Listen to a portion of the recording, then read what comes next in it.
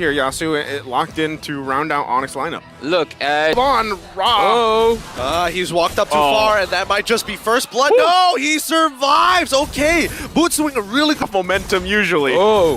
And then they almost got taken out, but even Kosei, he's going to have to be careful here. He has Boxy with him, but, you know, relatively well when you anything if they can, but first turtle being up, they're going to get a situated Felix, though. Astral Echo has been laid out. They spot all four members, and it's huge! They get a great knockup. NetherRealm keeps them alive. Now it's going to be the final slash to actually turn things around. First blood onto Kyrie's side, and even Keyboy trying his best gets pulled back by the Shadow Stampede. Sans finds the kill onto the MP, the King. The Minoan Fear was not able to turn enough. That timing is going to be so important for Siasun. So now we see the Divine Judgment landing on towards Kyrie, and We have just seen Boxy the King. for See You Soon. yeah, paying attention to that, the timing there. They might initiate. Yep, they go with the Blazing Duet so far. NetherRealm has already been called out as the Astro Echoes calls the rest of the team. The final slash comes on through, allowing I'm Felix to get on, but Boots stops the rest of the follow-up with a Raging Sandstorm. They find a kill back with the help of Sands. MP the King goes down. Kyrie now with a spatial migration finds a double kill with the help of the Violent Requiem. That's going to be 4 down for nothing. Man, again, and it looks like it might go in the way of Siasun. Right now, they have the positioning on the turtle, though, and it looks like Onic might actually just give it up. Kyrie not even... Imagine seeing Kyrie in really good pushes. They've already started things off. The final slash comes out towards Kyrie's side. I don't think Felix now getting punched, but here comes the NetherRealm for the counter engage retribution already being used, but Felix still trying to get out. Sands almost getting it, but here comes the Raging Sandstorm flickering on towards Big's side. It's too much damage. They pull back. Luckily, no members of Onic go down. I could be wrong, but Sands finds another one, and Boxy the King, he doesn't miss a shot. Man, the polling back and forth and just kind of whittling things down against Siasun was really well orchestrated there from Onic, and now they're just continuing to put the pressure. Yeah. After are they taking it? Who took it? Who took it? Who took it? Oh, it's MB the King. Well, after the King, there's some recalls here. He's so confident right now. But I want to speak about something. Whenever Keyboy misses his ult, Boxy, though, going to jump in. Conceal. They fit the 4, finds the Divine Judgment. Kyrie fights 3, and now the Violent Requiem going to chunk him out. NetherRealm keeps them alive for the time being, and final slash actually whipped. Not to purify. So whenever Kyrie sees Kosei, he's just going to have really good ideas. Here he goes.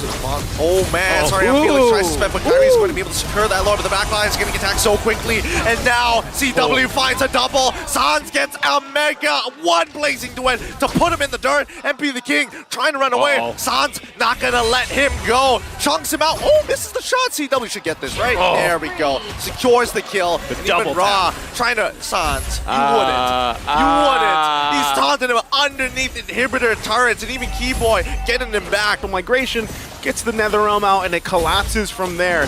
It really just feels like there's too many options for Onic right now, and really, if you do find a pick, do you have enough damage? You know, if you're Siasun to actually follow up, and time and time again. Gideon, I know you love the word feint. This is what's happening. A lot of the times, it's even just Kyrie baiting out the final slash. Exactly, because Kyrie's one of the only few people... By banning that carry, they did manage to have this tanky composition, and by this tanky composition, they managed to torture, I would say, Team Siasun when it comes to the crowd control matter. You know, the more that I look at this, and I'm thinking, like, was the carry... Go ahead and give up this Lord. Not really much they can do about it.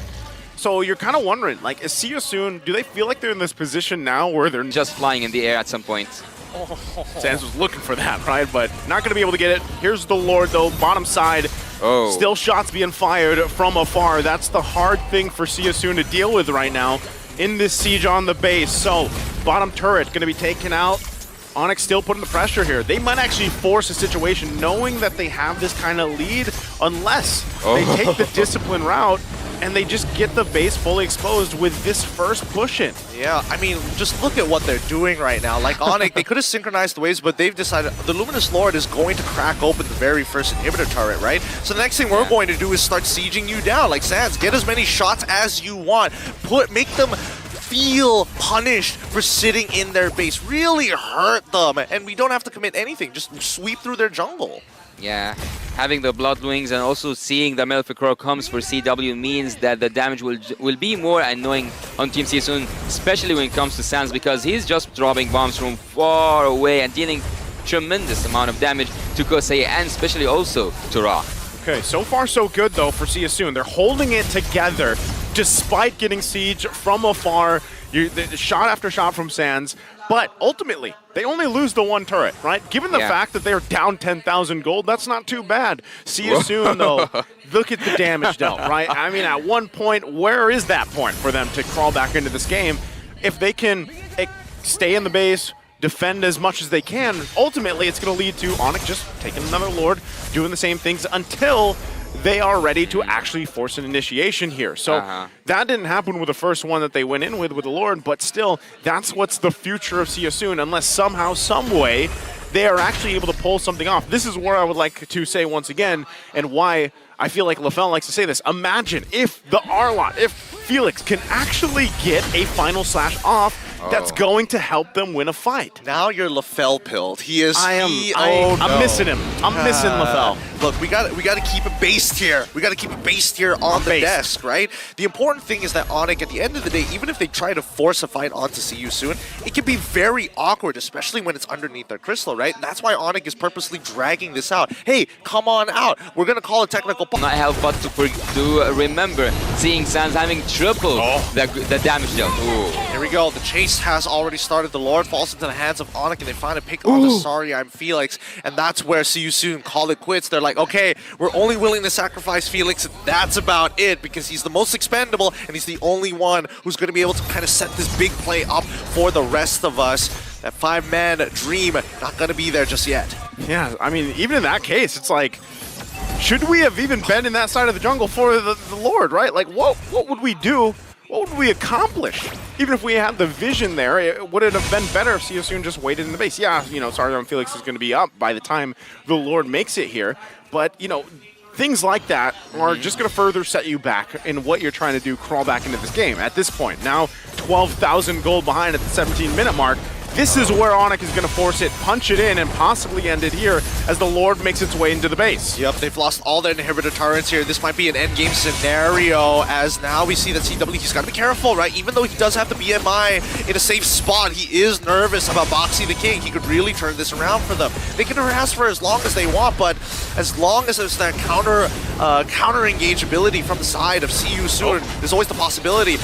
Kyrie is going to make it the attempt. Keyboy starts things off, flickers in hard. The NetherRealm is going to protect him. Keyboy ends up losing his immortality, and now they're laying everything, throwing the kitchen sink as well. It's going to be the Sandstorm God that keeps Boots alive immediately after the after the ult. It's too nasty. They can't do much about it, and Sands has done enough to put them in the dirt. See you soon. Drop the game.